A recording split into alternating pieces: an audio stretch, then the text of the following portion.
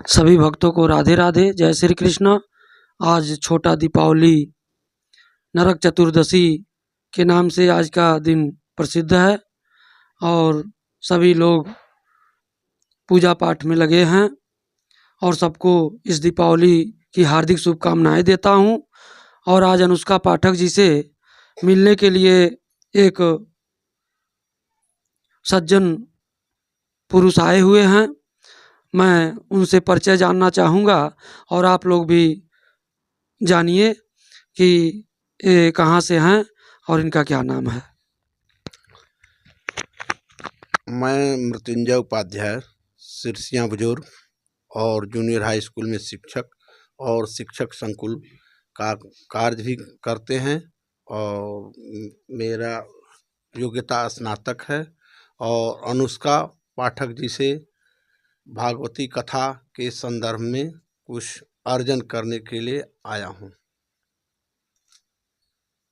तो अनुष्का पाठक जी से आप मिले तो कैसा लग रहा है आपको?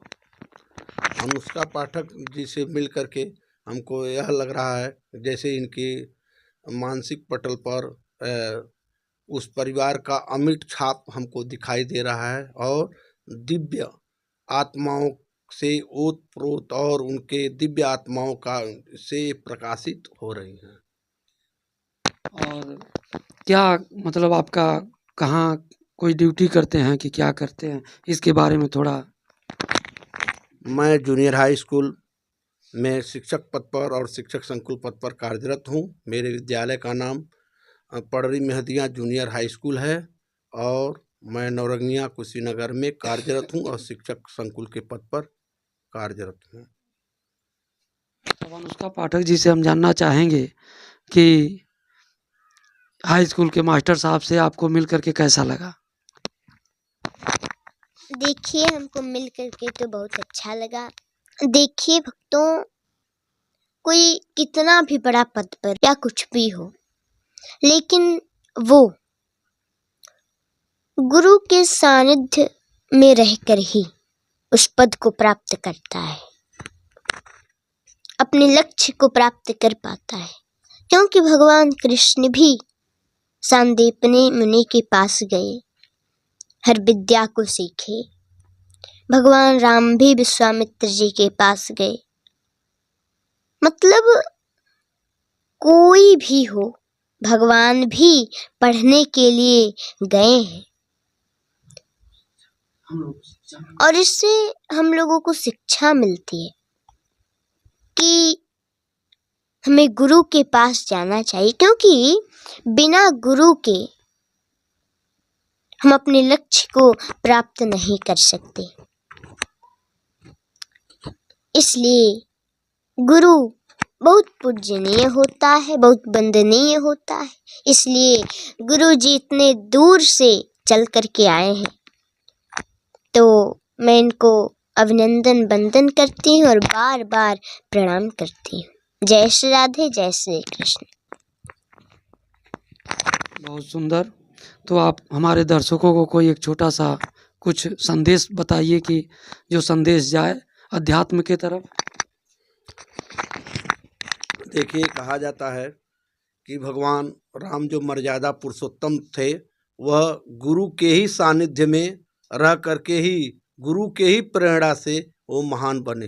क्योंकि कहा जाता है जब उनको वशिष्ठ जी को कहा गया कि आप उनका पुरोहित काम कर मिल रहा है तो उसके लिए मना किए थे, लेकिन ब्रह्मा ने बताया था कि नहीं, पुरोहित का काम आप भगवान के चरणों में करेंगे। इसलिए वो अपने को धन्य मान करके इस पद को स्वीकार किया। नहीं तो कहते थे कि पुरोहित का काम सबसे निंदनीय है।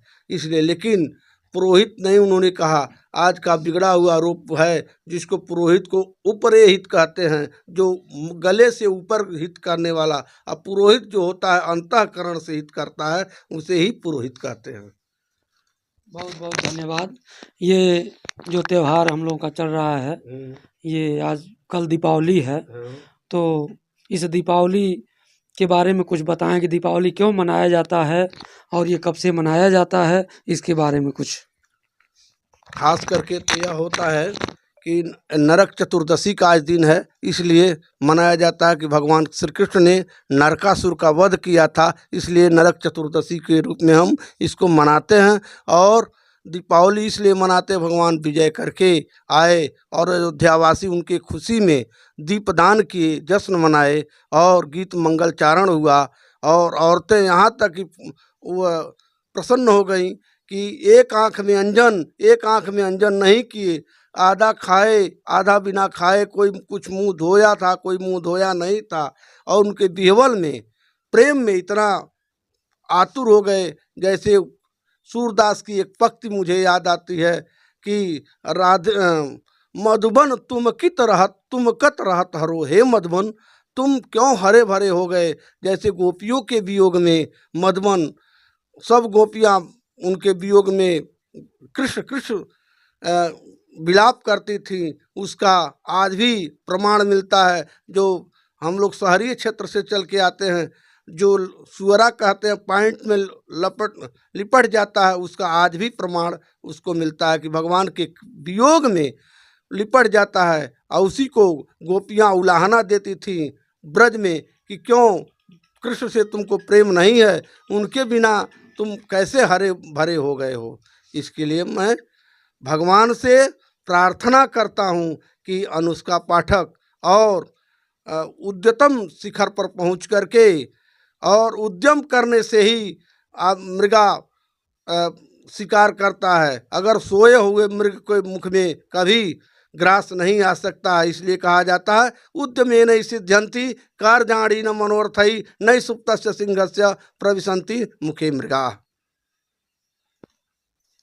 बहुत सुंदर, बहुत सुंदर। तो ये राम रावण जो लड़ाई होती है, दीपावली पर जो विजयादशमी कहा जाता है, तो उस पर रावण को लोग जलाते हैं पुतला बना करके। तो इसके बारे में क्या कहना चाहेंगे? कि देखिए, रावण को जलाने का आशय नहीं है। रावण का आशय है कि वह जो रावण जो जिस ध्येय से लोग देखते हैं, वह रावण उसके में केवल एक ही था कि उसके अंदर तामस उसके अंदर था, लेकिन उसके समान कोई विद्वान नहीं था। और जो उन्होंने मनन किया, जो ज्योतिषी से गणना किया, आज भी कोई किसी के सामने उतना परिलक्ष्य अपना लक्ष्य दिखाई नहीं देता है। और रावण को मरने की बात है, वो मरने से क्या होगा? अपने मन रूपी रावण को पहले मारिए, उसके बाद तब रावण और राम का विजय देखिए। मन में ही रावण है, मन में ही राम है। जैसा व्यवहार करेंगे वैसा होगा। कहा गया है सज्जन और दुर्जन दोनों साथ रहते हैं। एक कंधे पर सज्जन है तो एक कंधे पर दुर्जन है। इसी को गोस्वामी तुलसीदास जी ने स्पष्ट शब्दों में कहा है, सज्जनम प्रथमम बंधु दुर्जनम तदनांतरहु। अच्छा, सज्जन को दुर्जन की पहले वंदना करनी चाहिए, उसके बाद सज्जन की करनी चाहिए। इसके लिए हम गोस्वामी तुलसीदास को हृदय से नंदन बंदन अभिनंदन और चरण स्पर्श भी करता हूँ। बहुत सुंदर। अच्छा, बहुत लोग इस त्योहार में मांस मदिरा का भी भक्षण कर रहे हैं, तो इसमें क्या करना चाहिए कि नहीं करना चाहिए? इस पर क्या कहना चाहिए? देखिए, हमने पहले कह दिया है कि सज्जन और दुर्जन दोनों रहते हैं, स्त्री और पुरुष दोनों रहते हैं। और कहा है कि मांस मदिरा, हमारा सनातन धर्म है, वो धर्म कहता है, कुछ कहता है कि हम लोग फल का भक्षण करके व्रत उपवास करते हैं, नहीं भी खाना चाहिए। इसलिए नहीं खाना चाहिए क्योंकि तामसी प्रवृत्ति हो जाएगी। और तामसी प्रवृत्ति जो होता है वह सिंह का होता है, उसके नाखून लंबे लंबे होते हैं, उसके दांत नुकीले नुकीले होते हैं। लेकिन हम मनुष्य हैं, मनुष्य के दांत नुकीले नहीं होते हैं। मनुष्य परोपकारी होता है और परोपकारी हो करके सबका सहायता करता है। व्यास जी के 18 पुराण में लिखा गया है, अष्टादश पुराणेषु व्यासस्य वचनद्वयम् परोपकाराय पुण्याय पापाय परपीडनम। इसके अलावा मैं नहीं कुछ जानता हूँ, यही जानता हूँ कि व्यास जी ने 18 पुराण में 2 ही शब्द लिखा, कहा कि परोपकाराय सताम विभूतयः, परोपकार करना चाहिए। परोपकार के इतना कोई ज्ञान नहीं हो 10,000 अश्वमेध यज्ञ के बराबर परोपकार की परिभाषा दिया गया है। बहुत बहुत धन्यवाद। फिर मिलते हैं अगले वीडियो में। जय श्री राधे, जय श्री